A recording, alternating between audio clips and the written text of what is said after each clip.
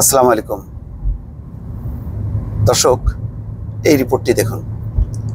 শেষ সময়েও বল প্রয়োগ করে ক্ষমতায় থাকতে চেয়েছিলেন শেখ হাসিনা।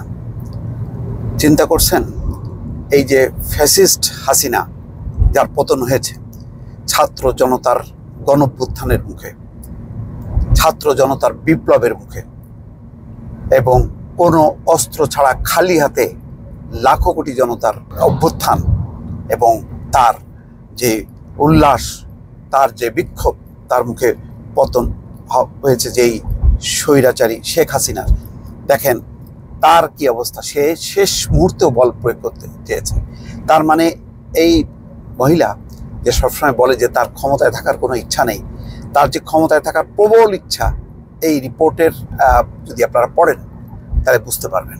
এবং আমরাও জেনেছিলাম যে শেষ মুহূর্তে সে বিভিন্ন বাহিনীর, পুলিশ, র্যাব, বিজিবি, সেনাবাহিনী এবং অন্যান্য বাহিনী, সকল বাহিনীর প্রধানদেরকে বারবার চাপ প্রয়োগ করেছে যাতে কঠোর হাতে দমন করা হয়। এমনকি যখন কি পতন তার নিশ্চিত, হাজার হাজার লক্ষ লক্ষ মানুষ রাজধানীতে জড়ো হয়েছে, তখনও সে এই নিরস্ত্র জনতাকে ছত্রভঙ্গ করার জন্য গুলি চালানোর নির্দেশ দিয়েছে। পুলিশ, কোনো অংশের পুলিশ, তারা সাউন্ড গ্রেনেড, কাঁদানে গ্যাস, গুলি নিক্ষেপ করেছে। জনতা কিছুটা ছত্রভঙ্গ হয়ে গেছে, কিন্তু এই বাঁধ ভাঙা জোয়ারের কাছে পুলিশের এই গুলি, মানে টিয়ার গ্যাস, কোনো কিছুই আর টেকেনি।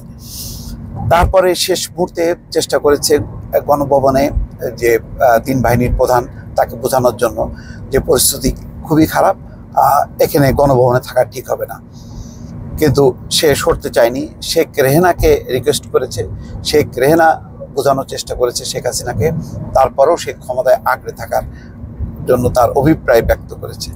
পরে শেষ পর্যন্ত কোনো একজন, এই তিন বাহিনীর প্রধানের কোনো একজন সজীব ওয়াজেদ জয়কে টেলিফোন করে তাকে পুরো পরিস্থিতি বলার পর, জয় মাকে বলার পর তারপরে সে রাজি হয়। এবং তারপর তখন একেবারেই হাতে সময় নেই, লক্ষ লক্ষ জনতা ছুটে আসছে রাজধানী অভিমুখে এবং তাদের গন্তব্য হচ্ছে গণভবন। তখন সে একটি ভাষণ রেকর্ড করতে চেয়েছিল।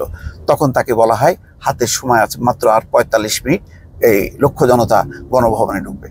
তখন সে তার ব্যাগ গোছগাছ করে এবং তারপরে সে চলে যায় সেখান থেকে বঙ্গভবন থেকে ওই একই হেলিকপ্টার করে সে ত্রিপুরা যায়। তারপরে ত্রিপুরা থেকে অন্য একটি বিমানে সে দিল্লিতে পৌঁছে।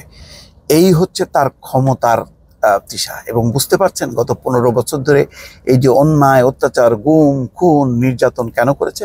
শুধুমাত্র ক্ষমতায় থাকার জন্য। কারণ সে জানে যে যদি সে ক্ষমতা ছাড়ে, যদি সে ভোট দেয়, সে ভোটে জিতবে না। একেবারে তার দল ধুলায় মিশে যাবে এবং উড়ে যাবে একেবারে, মানে ঝড়ের বেগে। তো সুতরাং সে মানুষের ভোটের অধিকার ছিনিয়ে নিয়ে মানুষের জীবন ধ্বংস করে হলো। হাজার হাজার মানুষ মারা গেছে তার এই গত ১৫ বছর শাসনে। এবং গত যেই ২১ দিন ধরে টানা যেই আন্দোলন হচ্ছে, সেই আন্দোলনে কত তাজা প্রাণ গেছে তার কোনো ইয়াত্তা নেই। এবং তার রক্ত পিপাসা তাও মেটেনি। শেষ সময়েও সে চেয়েছে যে লক্ষ জনতাকে পুলিশ, র্যাব এবং সেনাবাহিনী যাতে গুলি করে। কিন্তু সেনাবাহিনীর একটি সিদ্ধান্ত ছিল যে কোনোভাবেই তারা মানুষকে গুলি করবে না। এই যে মানুষকে গুলি করবে না, এই সিদ্ধান্তটা একেবারেই, তারা জানে যে তাদের যে বাহিনীর মর্যাদা আন্তর্জাতিক পর্যায়ে, সেটি যদি তারা সেই পথে যায় তাহলে আন্তর্জাতিকভাবে একেবারেই সেনাবাহিনীর অবস্থা খারাপ হয়ে যাবে এবং সেনাবাহিনীর প্রতি মানুষের যেই আস্থা, বিশ্বাস, সেটি আর থাকবে না।